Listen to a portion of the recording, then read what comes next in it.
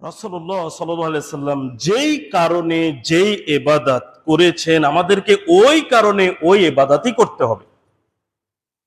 যেমন চন্দ্রগ্রহণ এবং সূর্যগ্রহণে তিনি কি করেছেন? সালাত আদায় করেছেন। তাহলে ওই কারণের সাথে সম্পৃক্ত বিষয় হলো সালাত। এখন কেউ যদি চন্দ্রগ্রহণ ও সূর্যগ্রহণকে কেন্দ্র করে একদিন রোজা রাখে তাহলে বিদআত হয়ে যাবে। কেন? রাসূলুল্লাহ সাল্লাল্লাহু আলাইহি সাল্লাম চন্দ্রগ্রহণ ও সূর্যগ্রহণে সিয়াম পালন করেননি, সালাত আদায় করেছেন।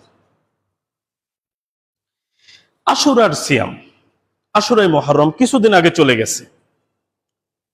রাসূলুল্লাহ সাল্লাল্লাহু আলাইহি সাল্লাম আশুরায়ে মুহররমে সিয়াম রেখেছেন।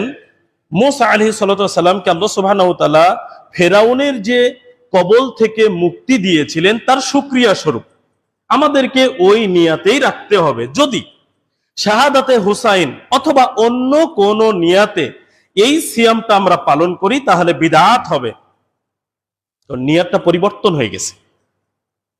আবার এমন কোন দিন, এমন কোন সময়ের সাথে রাসূলুল্লাহ সাল্লাল্লাহু আলাইহি সাল্লাম কোন ইবাদতকে সম্পৃক্ত করেননি, কিন্তু আমরা যদি এমন ওই দিনগুলোতে কোন ইবাদতকে সম্পৃক্ত করি তাহলে বিদআত হবে। যেমন জন্মদিন, মৃত্যুদিন, শবে মেরাজ, এই দিবসগুলোতে মুহাম্মদ সাল্লাল্লাহু আলাইহি সাল্লাম এবং সাহাবায়ে কেরামদের থেকে কোনো ইবাদতের প্রমাণ পাওয়া যায় না।